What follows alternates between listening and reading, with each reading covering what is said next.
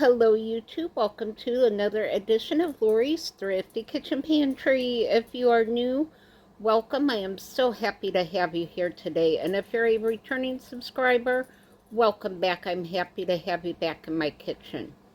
So today I am doing a kind of different type of video. We are going on an adventure together for the next couple of days. We are dehydrating and we are pressure canning. So I'm going to pressure can the meat that I got from the discount food store over the weekend. And I'm also going to make some beef jerky, which I've not really done before, so it's going to be an experiment. But I'm excited for the canning portion of the video. This is January.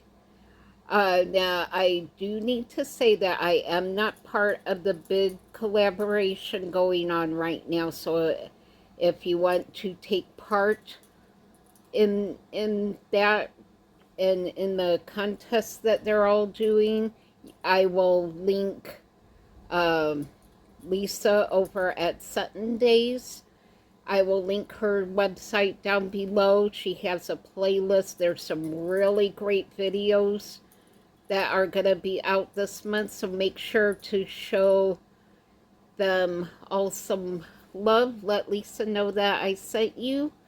And I am just really excited to have some canning projects going this month. So I did just want to clarify that I am not part of the big January collaboration. So make sure to go over to Sutton's Days and check that playlist out. But I am excited to bring you along on this. So let's get into the kitchen and let's get cooking. All right, good morning. This is Wednesday morning, January 4th. I'm getting ready to get my meat on the dehydrator trays. This will probably take a couple of days. So I've just sliced my meat into pieces. It's been marinating in some enchilada sauce. So I thought that would be a good marinade for this meat. It would give it a really nice flavor. So basically, I'm just laying it out on my tray. And it goes into the dehydrator. It will dehydrate probably, I'm imagining, at least 12 hours, if not longer. So I'm just getting this in on the tray. Rinse my hands off real quick.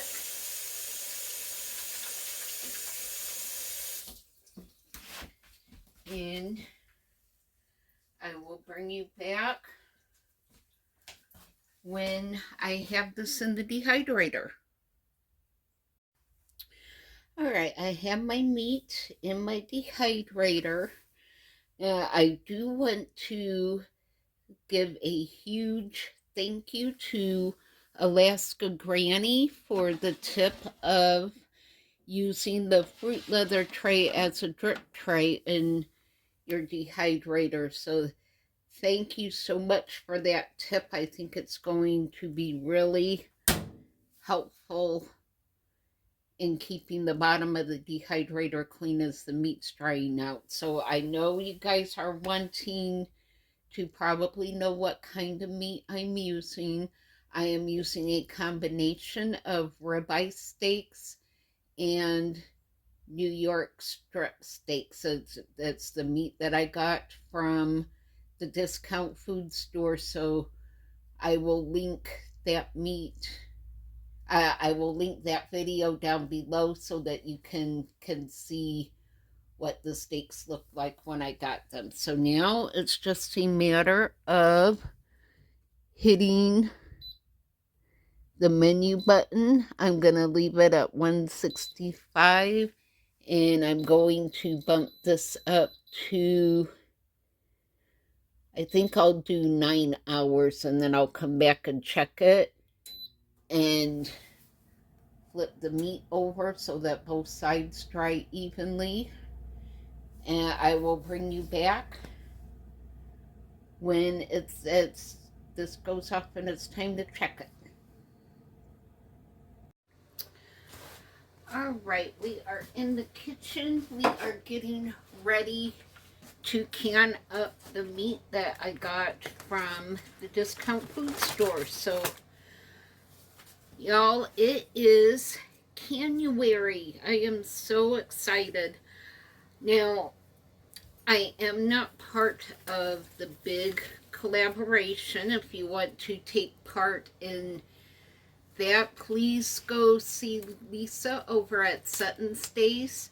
Tell her I sent you, and just go and enjoy those videos. There's already been some really good canning videos coming out for this month.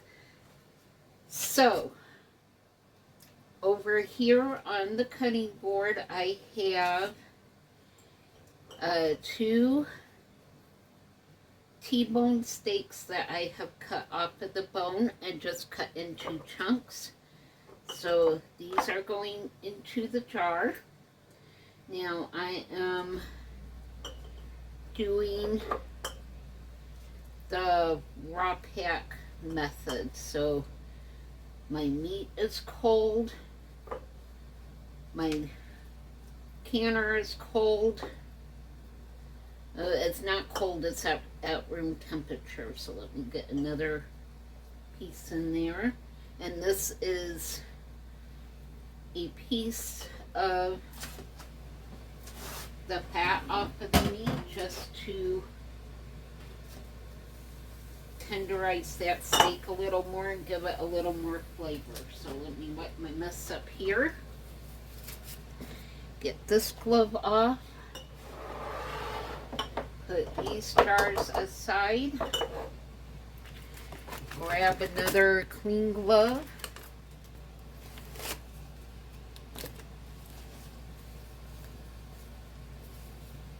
And now we'll go to the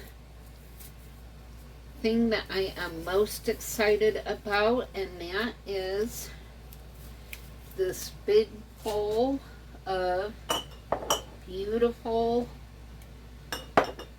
stew meat. Stew meat has gotten to be very expensive.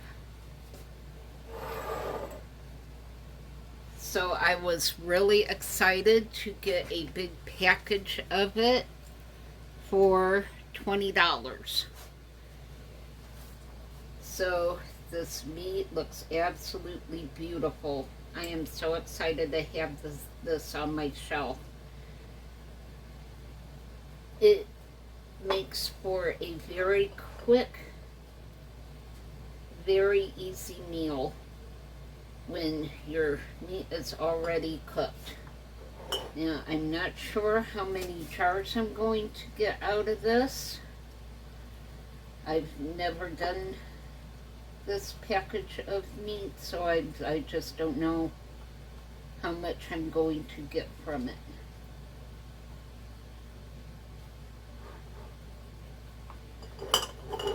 Hopefully I get enough jars to almost fill my canner.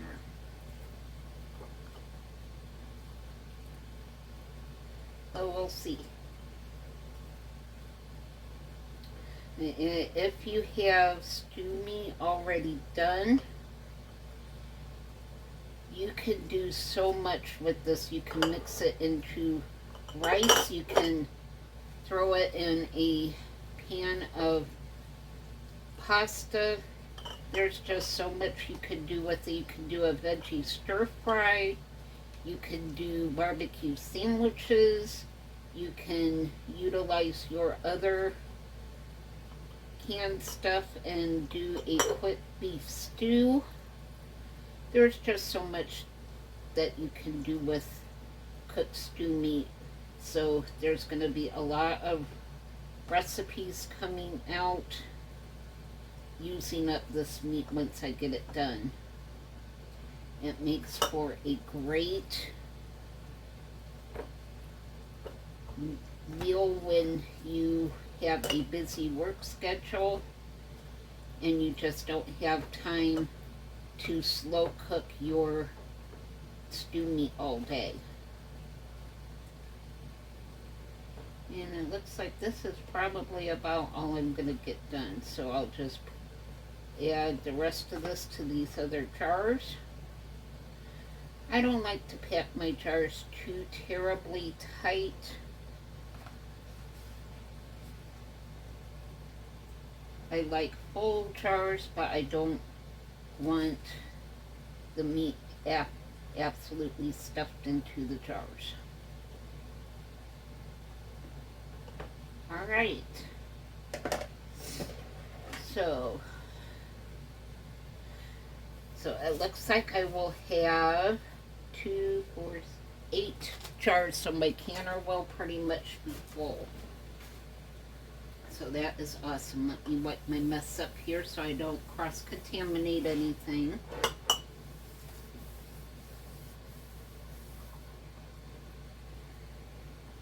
Get these 2 jars out of the way.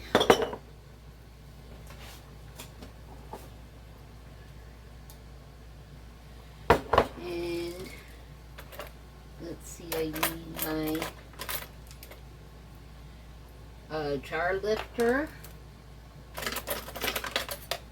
And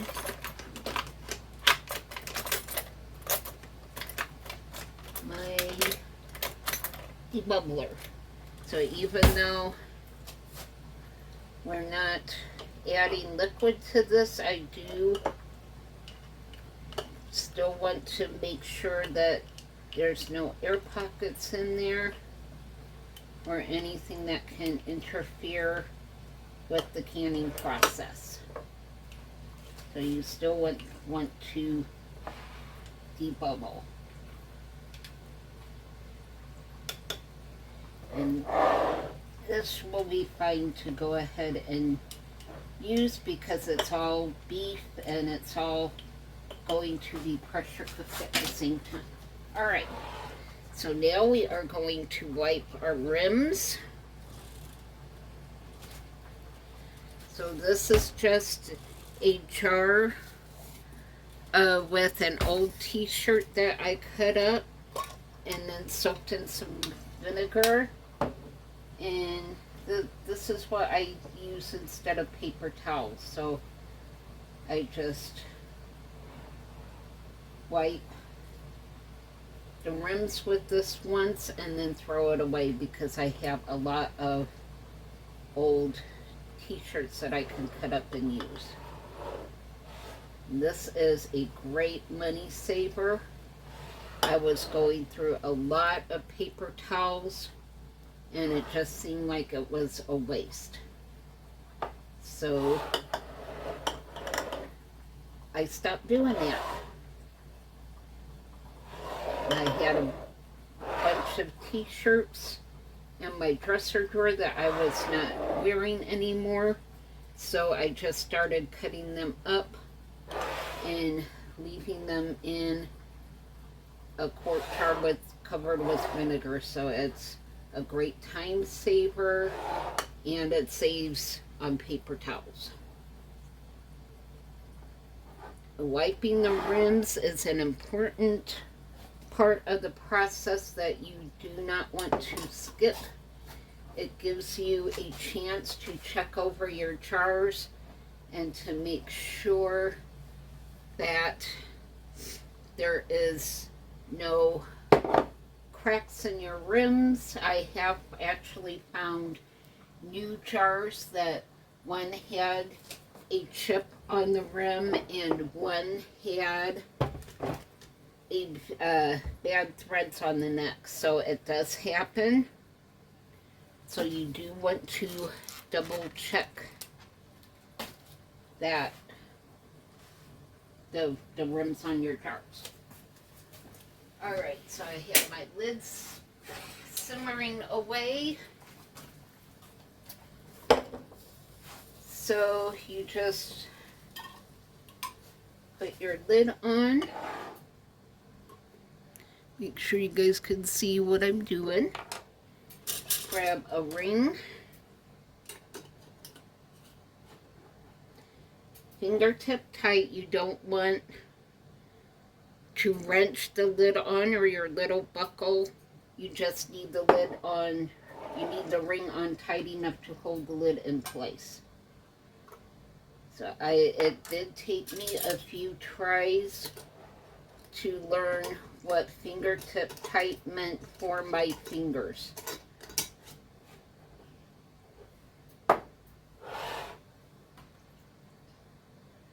So as you can see, canning is a very easy process. If you've been afraid to try it, you need to give it a try. So there really is nothing to it.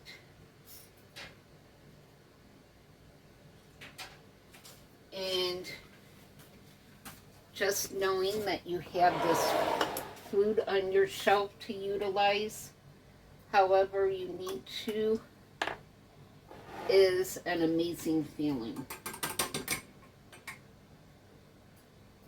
Alright, I've got two lids stuck together.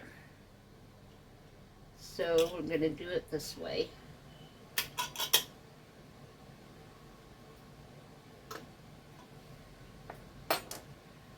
Alright.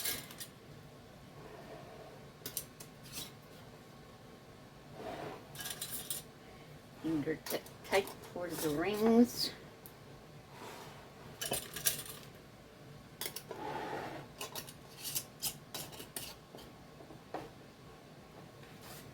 Into the canner.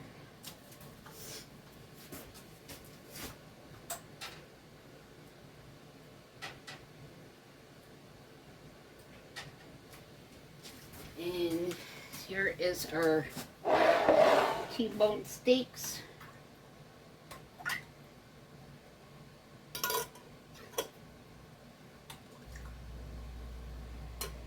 These make for amazing sandwiches when it's done.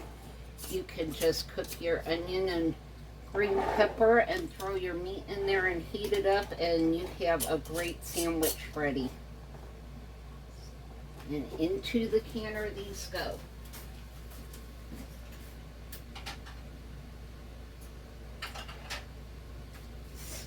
Alright, let me bring you over to the stove to show you the next step. Okay, so for those who are new here, this is Ethel. She is a Presto canner. So this is really easy to do. There's markings here on the handle and a little arrow here on the lid. And you just simply line up the arrows. And as for those who have been here for a while, know that my eyes don't work all that great, and lining the arrows up can be a tricky thing for me. So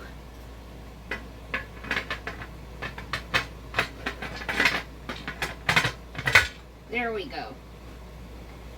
Okay, so now I'm going to turn my stove on just a little past halfway. Now, I have been canning long enough that I know exactly where to set my stove. I know right where Ethel likes to be. If you have not canned before, use your canner a couple of times with just water in it and learn where to set your canner and where your stove needs to be before you ever can anything. So I know where to put my dial while ethyl is heating up. When we see a steady stream of steam coming out of this vent right here, I will vent the canner for 10 minutes. There's a little safety valve back here that will pop up, and then I will come back and turn the canner down. I will put my little jiggler on it. As soon as I can find it, I'll work on finding my jiggler, and I'll put the little jiggler on it, and she will come up to 10 pounds of pressure. When this little gauge hits 10 pounds, the jiggler will start doing a little hula dance, and then I will come back and turn the stove down to just around 6, which is where she likes to be, and then this will cook for 75 minutes. Then I will come back, turn the stove off, and just leave this sit. You don't touch it, you don't do anything to it. When that gauge gets back down to 0, you take the jiggler off, you crack the lid open, just let the lid sit on there for about 10 minutes, and come back, and then you can take your jars out. So that's all there is to it. It's not too difficult. So now I need to go find my jiggler, so I will bring you guys back when I have the steam coming out of the canner. Alright, we have, well, first of all, I'm setting my timer for 10 minutes. We have our steady stream of steam coming out of that steam vent right there. Our safety pin in the back has popped up. I actually did finally find my little jiggler, so I was so happy to find that. I did have the regular one that came with the Presto, but when you use that, you have to keep a closer watch on the temperature gauge, and I don't want to have to do that, so I'm glad I found my weighted jiggler. So I will bring you back when I get the jiggler on there. Alright, we are back. It has been 10 minutes. I have my jiggler here, and you're just going to pop it on the steam vent. So now, when this gets up to 10 pounds of pressure, this will start doing a little hula dance. I will bring you back so you can see what that looks like.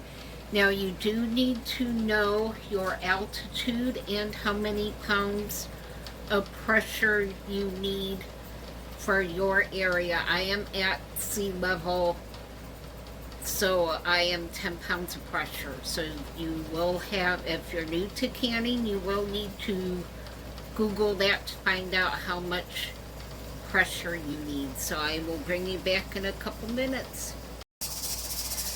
Alright, we are back. I am setting my timer to 60 minutes. I will let the timer count down to 45 minutes, set it back to 60, and then when it turns off, our canner will be done. But here's what the jiggler looks and sounds like. So that's just a nice, even sound. It's not going out of control. So, and there's really nothing scary at all to it. The canners are a lot safer now than what they used to be. So you really don't need to be afraid of pressure canning. So I will bring you back when I'm ready to take the jars out. And we are back. It has been about 3 hours. I turned the canner off, let it cool down completely, and we are ready to pull our jars out. Now, I forgot to mention that I am using ForJars canning lids today. And this is our steak, our T-bone steak. Look at that.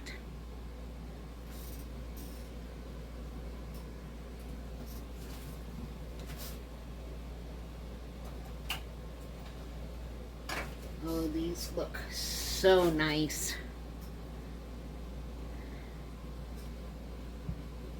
So those are the 2 jars of steaks. And now comes our jars of stew meat. Oh my goodness, look at that. My jars are popping already. I love hearing my jars pop.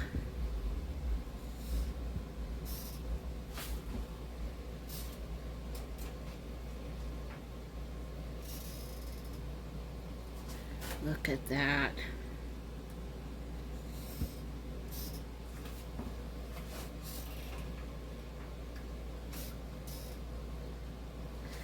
Those look absolutely beautiful.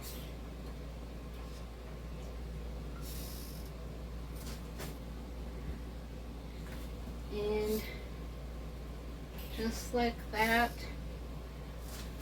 we have 8 jars of meat ready to go on our pantry. My water is crystal clear. There was no seepage.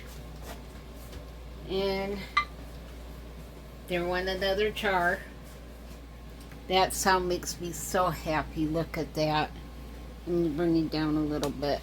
There we go. So canning is easier with ForJars lids, that's for sure. So there you have it. That's how easy it is to pressure can meat. It's not that difficult. It is a process.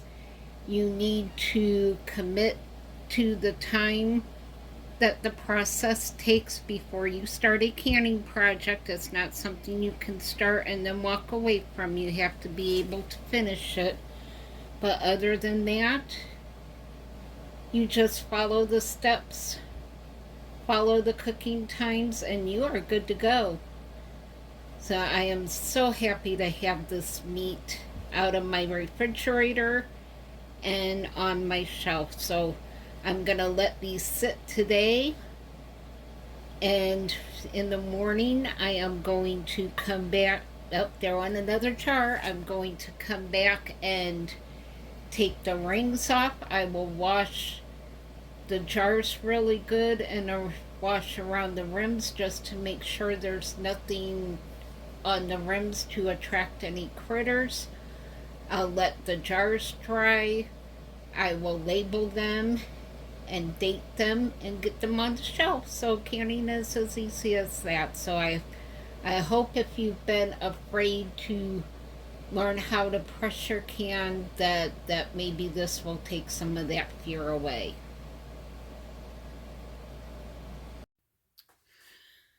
All right, guys, we are back, and look at this. Perfectly cooked, perfectly dehydrated beef jerky. 3 trays. So I need to get that into a Ziploc bag.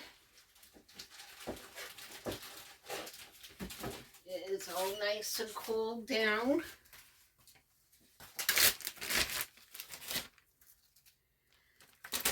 This looks so good. I cannot wait to try it. And I will definitely need to wash those trays.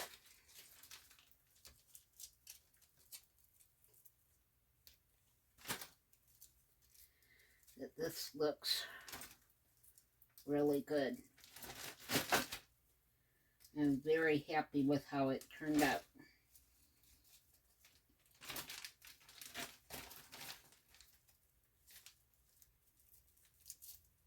Alright, that really stuck on there, so I'll leave that off to the side to try here in a minute.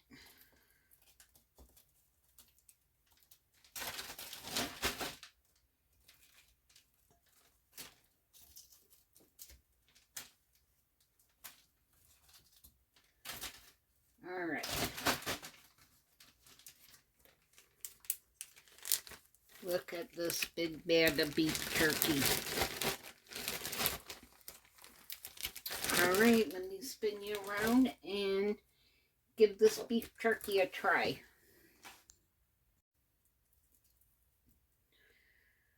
Alright, here is my beef jerky. Remember, this was marinated in my home canned enchilada sauce. So here goes my bite.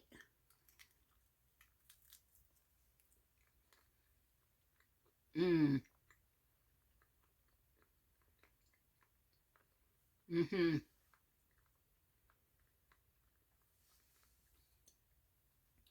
This is so good, and it's way more tender than the jerky you buy in the store.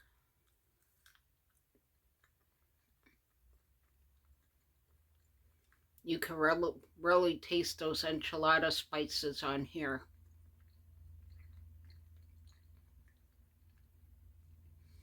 It's a little bitey, but it's not spicy hot. It is perfect.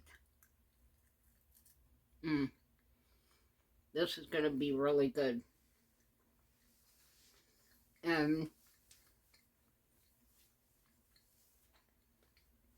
I will be able to rehydrate that and use it in tacos, and it will be already spiced and seasoned, so it will be really good. So that concludes this edition of Lori's Thrifty Kitchen Pantry. Thank you so much for being here today. This actually took a couple days to do, so I'm just really excited to have the beef jerky and the 8 jars of meat pressure canned. So I will put a link down below to ForJars lids. I will also leave a link for Lisa over at Sutton's Days so that you can go and check out all of the great videos who are participating in the big January collaboration. There's some great prizes that are being given away at the end of the month, so make sure to go watch those videos. There's a lot of great information in those videos. I am so glad that you were here today. I love spending time in the kitchen with you guys, and I hope you are all having a great year so far. Be happy, be blessed, and I will see you all on the next video. Bye. And that concludes this edition of Lori's Thrifty Kitchen Pantry. Thank you so much for being here today and spending time with me in my kitchen. I'm so happy with how that beef jerky came out. I will try rehydrating it and using it in a recipe and see how the texture and taste might change after it's rehydrated. But as far as just eating beef jerky, it was pretty good. You could really taste the enchilada sauce on it. It had just the right amount of kick to it without being too spicy. So it was really good. I was happy with that. All 8 jars of my meat sealed. So I have 6 jars of sealed beef stew meat and 2 jars of T-bone steak to put on my shelf. So I am just absolutely thrilled with that. So I am really happy with ForJars lids. If you haven't tried their lids yet, I will link that website down below. I don't get any discounts or anything from them. So if you want to help one of the other channels out, I